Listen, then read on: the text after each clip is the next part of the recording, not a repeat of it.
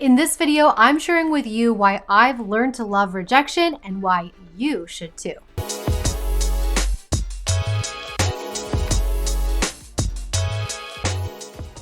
Hi, I'm Ashley Mansour, and I help coaches, speakers, and experts write best-selling books and do it in as little as 40 hours.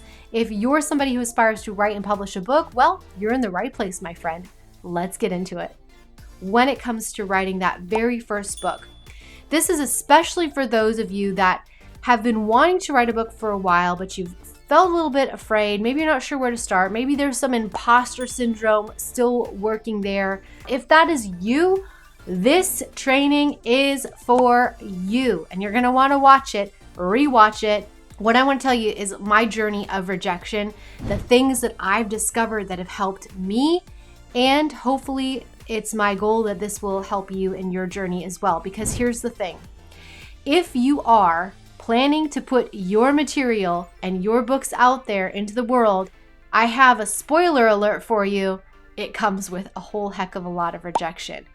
Now, that is the case whether you decide to self-publish, whether you work with a publisher, it doesn't matter. You will face rejection. I want to talk about not just how to navigate rejection, but also why rejection can be insanely valuable. One of the most valuable parts of this process. So what do I mean by this? Well, I want to give you 7 ways to learn to love rejection and how to actually wring the value out of rejection. Because yes, it hurts. Yes, it sucks. Yes, it's unpleasant. But since you're going to go through it anyway, since it's just part of the process, you might as well get something out of it. You might as well learn to grow with it. You might as well let it fuel your fire and not dampen and put out your fire, right? That's what I want for you. It's what I found for myself, and it's what I want for you so much, okay? 7 big ideas to help you learn to love rejection, just like I have. Let it fuel your fire, your passion, your motivation, your drive, your hunger, and not stop you, okay? Not stop you. So let's get to number 1. The first big idea for you is I want you to realize that this is not about you or your worth. When you hear no, when you're rejected, whether that's by an agent, a publisher, a friend, somebody writing an endorsement, or somebody you ask to support you, an influencer, when you hear no, it has nothing to do with your self-worth. It does not mean you're not good enough. It does not mean you're not valuable. It does not mean that you're not ready. It just means no. That's it. So I want you to realize it's not about you and it's not about your worth, okay? You are not your successes. You are not your failings. You are not the rejections. You are not the wins. You are you, and you are valuable. You are innately valuable no matter what you're being told, right? So it's really important to recognize, okay, people are telling me no. They're saying it's not for them. I got that. Great. Thank you so much for letting me know. But what I want you to do is not internalize that to make this about you. To suggest that somehow because you're hearing no, that means you're not worthy, you're not good enough, okay? I want you to separate your worth from the equation. That doesn't mean, by the way, that there might not be some things you have to tweak or improve or get better at. I'm not saying it's not a reason to look inward and go, maybe there are some things I could get better at. That's not what I'm saying. What I'm saying is don't let it diminish your worth. Who you are, your self-esteem, the way you value yourself. Really, really important. So many times people take rejection personally and they take it as a comment on who they actually are. I want you to see the separation there, okay? So number 2, let's get into number 2. I want you to see this for what it really is. Rejection is just a stepping stone in the right direction. I'll say that again. Rejection is just a stepping stone in the right direction. It's you getting out there headed toward your goals. It's virtually impossible to head toward your goals every day and not get rejected. It's just part of the process. It's part of the steps. Let me give you a clear example. When you pitch publishers and you're submitting your books, do you think you hear yes right away? 99.9% of the time, that is not how it works. You've got to start accumulating those rejections, the no, before someone steps in and says, yes, that's for me. Yes, this project fits exactly what we're looking for. Yes, we'll take a chance on it. It takes you being able to walk through the no's with the knowing inside you that you're getting to the yes, that you're heading to the destination. And you got to hold the belief all along the way. So when you see that, you understand rejections are just part of it. That's just part of the natural stepping stones. When you see it as that and not a personal failing, now you're empowered. Now you're awake, because now you can start to use that as forward momentum. Great, another one. Stack in the rejections. Great, another one. I know I'm headed toward my goals. Great, another one. I realize I'm closer than I ever have been. You've got to start accumulating the no's to get to the yes. If you're not accumulating no's, you're not getting closer to the yes. You're not progressing toward your dreams, your goals, your aspirations. In fact, if you're not hearing no, you're not going anywhere. You're just sitting in one place, one safe place where nobody can tell you no. And this brings me to point number 3, which is take those no's as validation that you're getting out there, that you're doing something important that matters to you. Like I said before, if you're not getting out there, if you're not accumulating those no's, that means you're just staying in the safeness. You're just staying in that place where nobody can tell you no, nobody can reject you, nobody can give you critique. You're not getting your stuff out there where it matters, okay? And so a lot of people do this. They'll sit in the sameness. They'll never submit. They'll never query agents. They'll never put it out there for endorsements, reviews, for influencers, for marketing support. They'll never push it to their audience. They'll write, re-edit, write, re-edit, and never publish. That cycle that you're in is a cycle of safety, because if you never put yourself out there into the world, if you never put yourself in that vulnerable position of being able to hear no, you're never actually doing the thing. You're never actually stepping into the next level of your potential, of what you're supposed to do. You're hoarding your work, protecting yourself, but you're not actually getting it out there where it can make a difference for other people and make a difference for you too. So I want you to take those no's as validation that you're actually getting out there. You're pushing past your own boundaries and you're trying something new. You're actually taking on a challenge and getting your work out into the world. That's important. That matters. That takes courage. So if you're getting and to hear no, that's a win. I want you to see that is a win, because it means you're getting out there. If you're not putting yourself out there, it means you can't hear no, and it means you're staying in the zone of safeness where nothing's going to change, nobody will be impacted by your work, and nobody gets the benefit of reading your book. Idea number 4. Big idea number 4, okay? When you're in the trenches of writing, publishing, pitching, sometimes it can feel like you're hyper-focused on the little things, the little no's, the little details, the little rejections. But I want you to zoom out for a second and give yourself the opportunity to see the bigger picture. I want you to zoom out and give yourself the opportunity to see the bigger picture. What is it that you're doing and why? We've all heard stories of authors that heard no 100 times before they got their books out there, but this is where you get to see the bigger picture and understand that all those no's accumulate to the yes.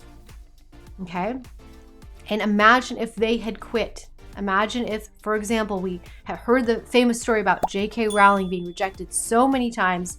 Imagine that she had quit the world never got Harry Potter, all of that story would have been lost. So you've got to persist. And to persist, you have to see the bigger picture. Where are you ultimately headed? What are you trying to accomplish? Who is the book for? Why does it matter? Look at that bigger picture instead of worrying about the little rejections coming in from one person or two people. It doesn't matter. Think bigger.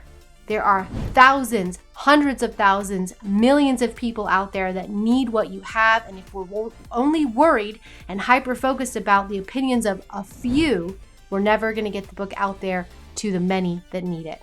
That's idea number 4 for you. Idea number 5, and this is a juicy one. This is one that I do for myself all the time. Every time I hear a no, oh my goodness, I come back to these big ideas. I come back to these big ideas over and over again because it does hurt. It does sting. Nobody wants to be rejected. Nobody wants to be told no. We all want to hear yes. We all want to feel recognized and validated. But if you can make this mental shift for yourself, you're going to start to feel what I feel, which is empowered by every rejection. You're going to start to feel motivated by every rejection. You're going to start to feel validated, yes, even by the rejections. Why? Because it means you're doing something that matters, you're getting it out there, you're stretching yourself, and you're on course. You're on course for your goals. That's a beautiful thing. So let's talk about number 5. Big idea number 5, use every rejection as fuel. Let it fuel you. Just because you hear no doesn't mean you stop. In fact, when you get that rejection, I want you to dig in and start tricking your brain that this is a signal to go deeper. This is a signal to dig in. This is a signal to persist. Right? Just because I hear no, that doesn't mean I take my hands off the wheel and say, oh, forget it. I'm done. It's over. No, that's your time to dig in, persist, keep going, and get more rejections. Rack up more rejections. Put yourself out there again. It doesn't mean something's wrong. It doesn't mean you failed. But you've got to look at it and say, let this be the thing that fuels me. Let me try again. Let me try harder. Let me learn from this. Let me go deeper. It's not a signal to stop. A lot of people equate rejection with, oh, I heard no, that means I should quit. That means I should give up. We've got to retrain our brain that when you hear no, that's the time you dig in. When I hear no, that's the time I try harder. I dial my habits in even more. I persist and I continue in pursuit of my goals. When we're so clear how the rejections need to stack up to get to the yes, it's really, really helpful to keep going. Let's say, take another example. Let's say you're reaching out for endorsements for your book and you're getting told no. Does that mean you stop? Absolutely not. That's the time you dig in. You keep reaching out. You keep reaching out and you try and try again. Okay?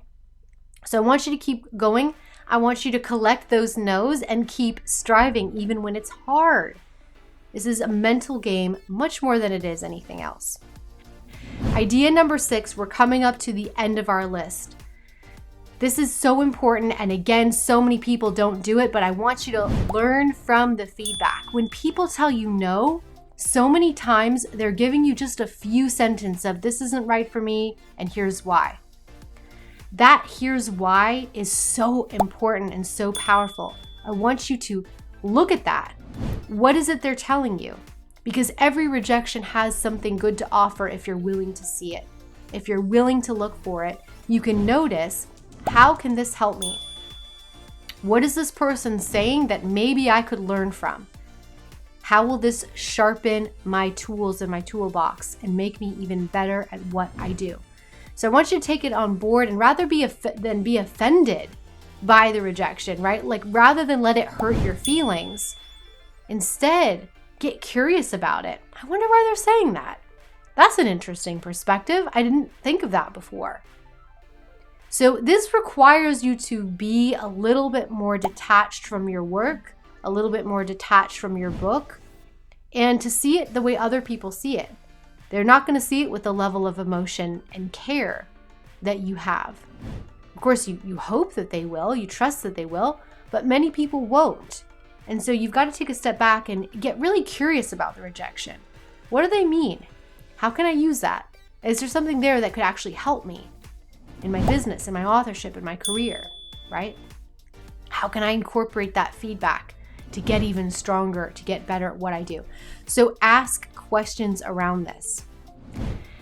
It's unconventional to do that, I'll tell you. And in fact, I actually received a rejection from one editor and asked my agent, can you go back and ask this editor to tell me more? Explain what they meant by their comment.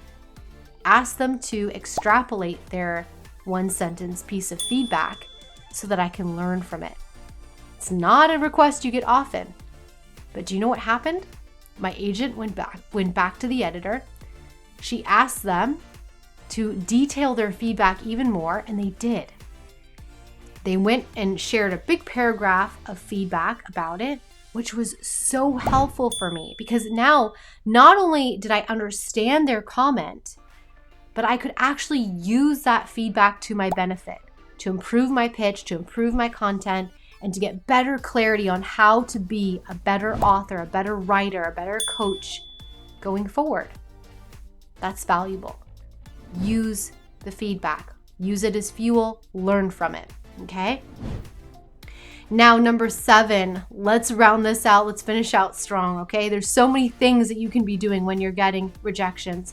The last piece I want you to consider is come back to your purpose for writing the book in the first place. What's your purpose? What's your why? Who stands to gain by reading your book?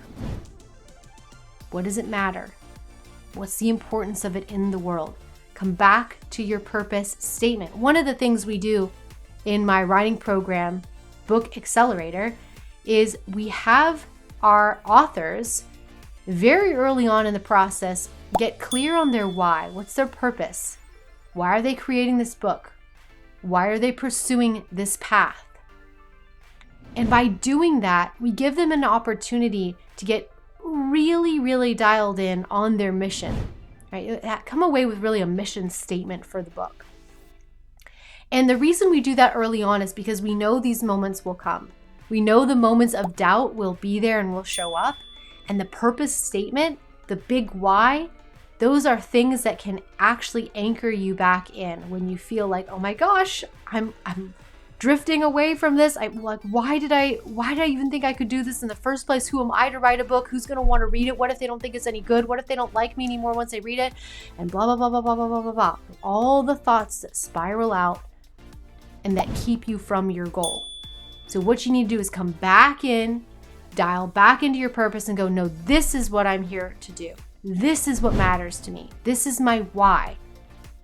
Dial that back in so you can reconnect and ultimately show back up to your project even when you're hearing no. So let me tell you why this is so important. Your purpose, your reason, your love for that thing, that mission, has got to be bigger than all the no's put together. Because if it's not, those no's will stop you. Those rejections will accumulate and they'll prevent you from getting your book out of you and into the world. So you have to come at this with a strong, powerful, deeply entrenched purpose for writing the book, purpose for publishing the book.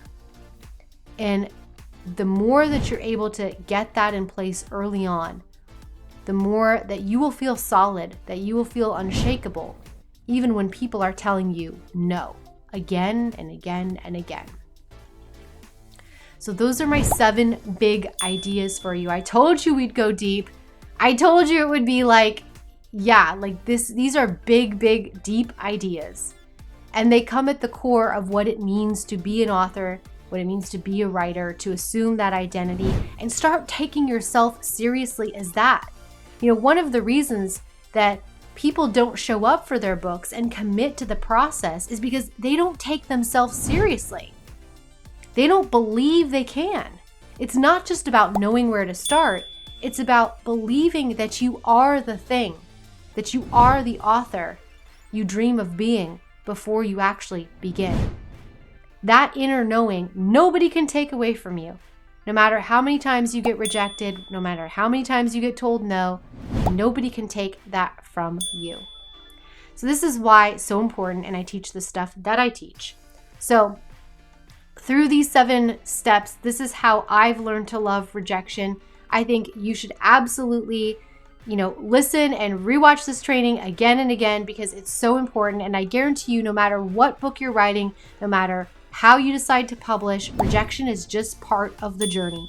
And the sooner that you can adjust your mindset, the sooner you're going to stop feeling afraid to write your book, tell your story, put your stuff out there into the world, the sooner you're going to actually see these shifts start to happen. And for you to embrace the process, commit to getting your book done, commit to publishing it, and to stop getting in the way of your own successes, to stop getting in the way of the realization of your own goals and dreams, which is what I want for you. So to recap those steps, number 1, realize it is not about your worth. Rejection has nothing to do with your worthiness, your value, and who you are as a person. Number 2, see it for what it really is. It's a stepping stone in the right direction. The no's accumulate toward the yes. Number 3, take it as validation that you're getting out there, that you're doing the thing that matters most. You're taking big leaps that matter. You're no longer staying safe.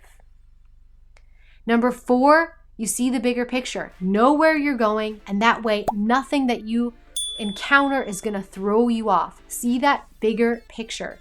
It's got to be bigger than just a couple of no's from a couple of people. Remember, it's thousands, hundreds of thousands, millions of readers. Number 5, use those rejections as fuel. Just because you're being told no doesn't mean you stop. Let it empower you. Let it encourage you. Let yourself feel motivated even more to keep going, because that is a signal you're headed in the right direction and you're able to persist. Teach your brain to recognize rejection as a cue to keep going, not to quit. Number 6, I want you to learn from the feedback. Even 1 sentence, 2 sentences can be valuable.